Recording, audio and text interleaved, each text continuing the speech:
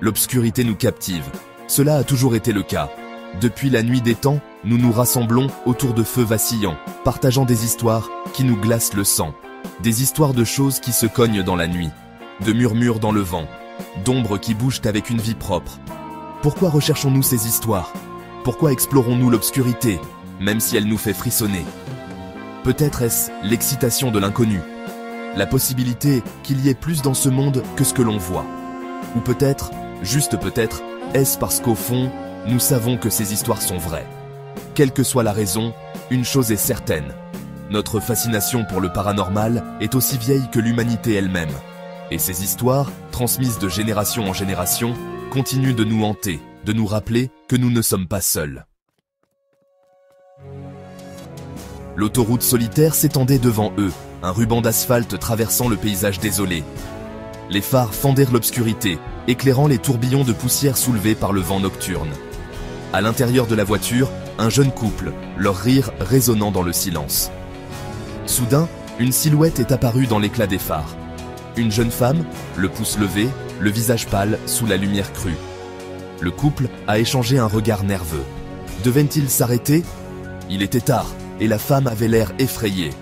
Avec un soupir, le conducteur s'est arrêté. La femme est montée sur la banquette arrière, sa voix à peine un murmure, lorsqu'elle leur a donné une adresse. Elle semblait perdue, ses yeux remplis d'une étrange tristesse. Quelques kilomètres plus tard, ils se sont arrêtés à l'adresse qu'elle leur avait donnée. Mais la maison était sombre, ses fenêtres barricadées. Confus, le conducteur s'est retourné pour demander à la femme ce qui n'allait pas.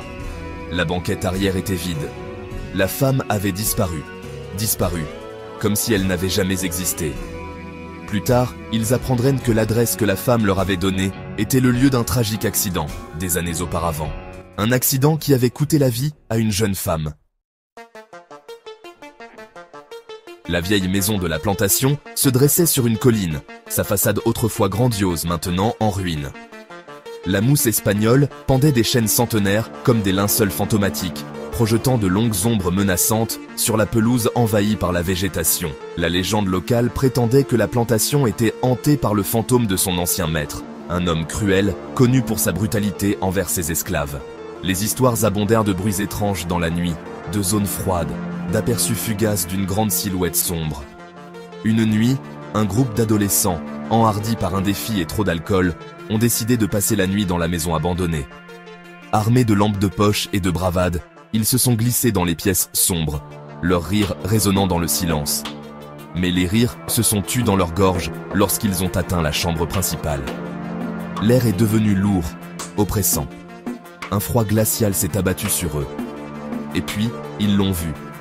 Une grande silhouette enveloppée d'obscurité, debout au pied du lit. Ses yeux brillaient d'une étrange lumière rouge. Les adolescents ont crié, reculant de terreur. Mais la silhouette s'est déplacée à une vitesse surnaturelle, bloquant leur fuite. Ils n'ont jamais oublié la terreur de cette nuit, la sensation de doigts glacés sur leur peau, le son de leurs propres cris résonnant dans l'obscurité, et la certitude effrayante que certaines choses sont mieux laissées tranquilles.